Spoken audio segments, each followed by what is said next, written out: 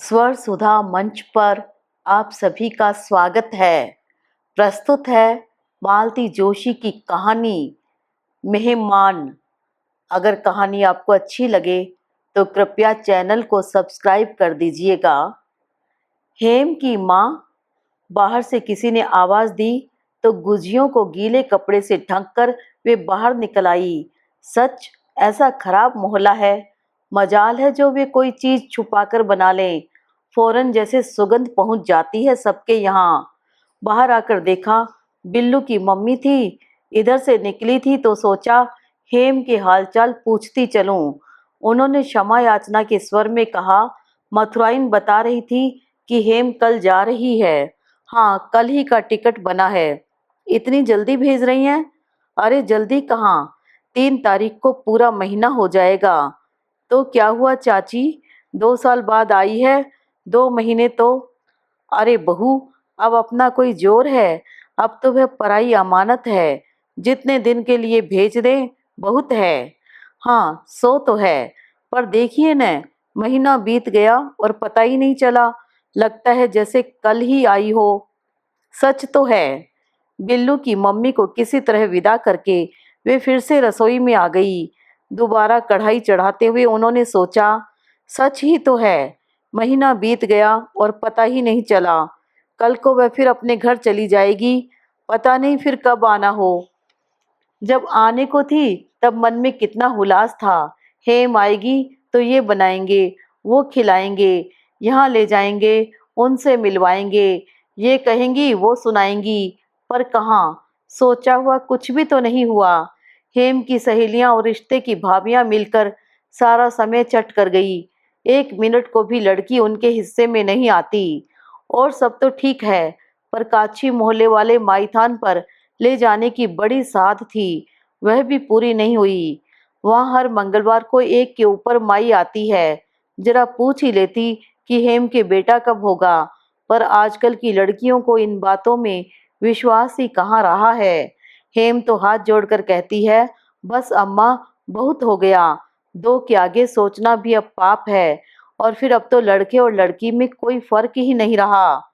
बस बात वहीं दब जाती। यही क्यों, और भी तो कितनी बातें मन की मन में रह गई हैं। कहें तो कब कैसे कहें। हेम की शादी के बाद से वे एक तरह से अकेली पड़ गई हैं। मन की बात कह सके ऐसा घर में कोई भी नहीं है। बहू से तो हर बात कही नहीं जाती न। बहू का व्यवहार भी तो सातों दिन एक सा नहीं रहता। उस समय विजय भी कितना पराया लगने लगता है। इनसे कुछ कहने जाओ तो घुड़क देंगे। बस शुरू कर दिया ना सास बहू वाला रगड़ा। तुम लोगों को उसके बिना नींद नहीं आती। विनय तो बस खाने और सोने भर को घर में आता है। कहने को डॉक्टरी पढ़ रहा है, पर यह नहीं होता कि कभी अम्मा के पास बैठकर हालचाल ही पूछ ले। कई बार कैसा कैसा दर्द उठा करता है, कभी सीने में, कभी पेट में, कभी जोड़ जम से जाते हैं, कभी सिर पर जैसे हथौड़े से पड़ने लगते हैं, कभी पाँव मन मन भर के हो जाते हैं। तब चुपचाप पड़ी रहती हूँ। क्या करूँ, घड़ी भर पास बैठने की फुर्सत किसके पास है। बस भागम भाग मची रहती है। सबसे ज्यादा क्लेश किए हैं हेम के बाबूजी। पेंशन क्या हुई है, मुसीबत आ गई है। 24 घंटे घर में बैठे चिड़चिड़ाते रहते हैं। जिंदगी भर बेचारी बाबूजी के लिए खटती रही है, हाथ बांधे हाजिरी में खड़ी रही है। पर अब उनका भी तो बुढ़ापा है। पहले किसी दौड़ भाग अब होती है भला। पर बाबूजी को जैसे इसका ध्यान ही नहीं है। उन्हें समझाए भी तो कौन। लड़कों को तो जैसे खाने को दौड़ते हैं। हेम ही पास बैठकर शांति से जरा समझा देती तो ठीक था। पर लड़की तो जब से आई तब से चक्कर घिन्नी सी घूम रही है। अम्मा के लिए, बाबूजी के लिए उसके पास 1 मिनट का समय नहीं है। एक तो ढेर सारी सहेलियां, उनसे समय बचेगा तो ननद भौजाई कभी सिनेमा चली जाएंगी, कभी बाजार निकल जाएंगी। छुट्टी के दिन तो भाई भी शामिल हो जाते हैं। उस दिन फिर या तो लाल घाटी का प्रोग्राम बनता है या बिरला मंदिर का। उनसे कोई झूठ मूठ को भी नहीं पूछता। सब जैसे मानकर चलते हैं कि वे नहीं जाएंगी। बहू ने पूरे 15 दिन की छुट्टी ले ली है। कह रही थी, माँ जी, मैंने दीदी के लिए छुट्टियां बचाकर रखी थी। बेचारी इतने दिनों के बाद तो आई हैं। यहाँ भी आकर रसोई में हलकान होती रहें, अच्छा नहीं लगता। ननद भौजाई का ऐसा प्यार देखकर पड़ोसिनें ईर्ष्या से जल मरती हैं। कल ही मथुराइन कह रही थी, हेम की माँ बड़ी भागवान हो तुम, बहू तो सचमुच लक्ष्मी है तुम्हारी। हमारे यहाँ तो बिंदु का नाम सुनकर ही माथे पर बल पड़ जाते हैं। 3-3 कमाऊ वीर हैं, पर राखी भाई दूज पर 5 रुपल्ली का मनी ऑर्डर भी कोई नहीं करता। अम्मा कहाँ हो? हेम आंधी की तरह रसोई में घुस आई थी। चूल्हे की लकड़ी खींचकर वे वहीं बैठी रह गई थी। अम्मा देखो हम क्या लाए हैं, हेम ने बच्चों की तरह किलकते हुए कहा। उन्होंने प्लास्टिक का झीना आवरण खोलकर देखा। साड़ी थी, गहरी हरी चिकनी, जमीन पर सफेद और लाल गुलाब खिले हुए थे। क्या कपड़ा है रे ये? चाइना सिल्क है अम्मा। जानती हो कितने की है? कीमत सुनोगी तो गश खा जाओगी। कितने की है? उन्होंने कांपते स्वर में पूछा। पूरे 200 की है। इतना मना करती रही पर भाभी मानी ही नहीं। उनका चेहरा एकदम बुझ गया। उन्हें 50-50 के वे 2 नोट याद आए जो सुबह बाबूजी ने विजय को दिए थे। यहाँ तो अकेली साड़ी ही 200 की है। उनके दिल पर ऐसा हौल बैठ गया कि रिंकी मिंटी के कपड़ों की ओर देखा तक नहीं। बेचारी अपनी अपनी फ्रॉक का डिब्बा लिए नानी के सामने खड़ी रही, फिर निराश होकर बाहर निकल गई। हेम जब कपड़े बदलने चली गई तो उनका उतरा हुआ चेहरा देखकर बहू ने पूछा, क्या हुआ माँ जी, साड़ी पसंद नहीं आई क्या? नहीं रे, साड़ी तो बहुत अच्छी है, पसंद क्यों नहीं आएगी भला? पर इतनी महंगी लाने की क्या जरूरत थी? अब इतने दिनों बाद तो दीदी आती हैं, फिर हम कौन सी 10-5 साड़ियाँ दे रहे हैं, एक ही है तो वह तो ढंग की हो, ससुराल में दिखाते हुए अच्छा तो लगे। और बच्चों के कपड़े सब हो गए हैं माँ जी, आप चिंता न करें। बहू की उतनी सी बात के लिए उन्होंने उसके सारे अपराधों को मन ही मन क्षमा कर दिया। अम्मा बाबूजी कहाँ हैं? हेम पूछ रही थी। तेरे लिए रजाई भरवाने गए हैं। आपको? अम्मा मैंने तो मजाक किया था, हमारे यहाँ रजाई के लायक ठंड पड़ती कहाँ है। मैंने तो मना किया था, पर इस घर में मेरी कोई सुनता भी है? तेरे बाबूजी तो आजकल इतने जिद्दी हो चले हैं कि बस। अम्मा, हेम का स्वर एकदम सख्त हो आया।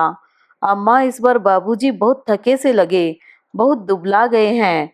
बुढ़ापे का शरीर है बेटा। सच अम्मा, चलने फिरने की ताकत है, तब तक तुम लोग कहीं घूम फिर लो। बाबूजी भी अब फ्री हैं और तुम्हें भी घर गृहस्थी की चिंता नहीं है। विनय की पढ़ाई तो हो ले, उसकी पढ़ाई से तुम्हें क्या लेना है, वह कोई बच्चा है अब। रहा रोटी पानी का सवाल तो उसके लिए भाभी है, तो देवर भाभी में खूब पटती भी है, तुम लोग निश्चिंत होकर जा सकते हो। अब हेम को कोई क्या बताए कि घर में कैसे कैसे नाटक होते रहते हैं। जरा सी बात का बतंगड़ हो जाता है और फिर 2-2 दिन तक विनय घर का रुख नहीं करता। पढ़ाई के बहाने हॉस्टल में किसी दोस्त के यहाँ पड़ा रहता है। और घूमने जाना क्या इतना सहज है? उसके लिए गठरी भर रुपए चाहिए, कहाँ से आएंगे? हेम की शादी का कर्ज ही अभी नहीं उतरा। विजय की शादी भी बिल्कुल मुफ्त में तो हुई नहीं। फिर विनय की पढ़ाई है, 2 बूढ़े प्राणियों की दवाइयाँ हैं, तीज त्योहार हैं। कई बार तो बहू सुनाकर कहती भी है, सबका करते कराते तो हम बूढ़ा ही जाएंगे। वे सुनती हैं और खून का घूंट भरकर रह जाती हैं। बहू पर गुस्सा भी आता है और प्यार भी। क्या करे बेचारी, उसकी तो सारी नई नवेली उमंगे कोरी ही रह गई हैं। बुरा तो उन्हें भी लगता है, पर क्या करें। विनय की पढ़ाई पूरी होने तक किसी तरह सब्र करना ही है। फिर वे लोग विनय के पास रह जाएंगे, विजय को कुछ राहत मिलेगी। पर विनय की बहू कैसी होगी? हेम जाते हुए बार बार कह रही थी, अम्मा तुम और बाबूजी सचमुच बहुत भाग्यवान हो। ऐसे आज्ञाकारी बेटे, ऐसी सुशील बहू भला आजकल कहीं ढूंढने से भी मिलते हैं। इससे ज्यादा और आदमी को चाहिए भी क्या? यह समझ लो कि सारे सुख तुम्हारी झोली में आ गए हैं। बस अब प्रेम से भजन पूजन करती रहो। उन्होंने कोई प्रतिवाद नहीं किया। व्यर्थ ही कुछ कहकर उसे दुखाने की इच्छा नहीं हुई। बेचारी खुशी खुशी जा रही थी, निश्चिंत भाव से विदा हो रही थी। उसका मन क्यों खराब करे? उसके अपने घर में क्या कम परेशानियां हैं? लकवे की मारी सास है, कर्कश जिठानी है, ब्याहने को बैठी 2 नंदे हैं। यहाँ बेचारी के 4 दिन हंसी खुशी में कट गए। बहुत हुआ। सुबह सुबह मकान मालकिन ने हेम को चाय पर बुलाया था। यह उनका हमेशा का दस्तूर था। चलते समय हेम को ब्लाउज पीस और बच्चों को रुपए भी दिए थे। हेम सदा की तरह उनका गुणगान करते हुए ही लौटी थी। उस समय यह बात उनके होठों तक आते आते रह गई थी कि मालकिन की चिकनी चुपड़ी बातों में कोई दम नहीं है। उन्हें मकान खाली करने का नोटिस मिल चुका है। 2 महीने की मोहलत मिली है। सब जानते हैं कि 2 महीने में कोई चमत्कार नहीं हो जाएगा। यह भी मालूम है कि इतने कम किराए में अब इतना बड़ा मकान मिलने वाला नहीं है। 300 देने के बाद भी 3 कमरे ढंग के नहीं मिलते। और रेलगाड़ी के से उन डिब्बों में कहाँ तो बेटा बहू रहेंगे और कहाँ वे दोनों प्राणी, और कहाँ बैठकर विनय पढ़ाई करेगा। और 150 यहीं बढ़ा देते तो कोई बात नहीं थी, पर मालकिन को बेटे की शादी करनी है। उन्हें मकान चाहिए, रुपए नहीं। हेम से यह सारी गाथा कह भी देती तो क्या हो जाता, पर नहीं कहा गया। स्टेशन से लौटते उन लोगों को 9 बज गए थे। जगह तो अच्छी मिल गई थी न? उन्होंने अधीर होकर पूछा। जगह तो मिलनी ही थी माँ जी, रिजर्वेशन होता किस लिए है? साथ वाली सवारियां ढंग की तो थी न? अम्मा, विनय साथ में है, सब देख लेगा, तुम चिंता मत करो, विजय ने आश्वस्त किया। तेरे बाबूजी कहाँ रह गए? मंदिर निकल गए हैं, खाने के लिए मना किया है। गाड़ी लेट थी क्या? हाँ, 2.5 घंटे। अब क्या पूछें? वे चुप होकर बैठ गई, जैसे सारे प्रश्न चुक गए हों। रिंकी मिंकी के बारे में पूछना चाह रही थी कि नानी को याद तो नहीं किया, पर मजाक के डर से नहीं पूछा।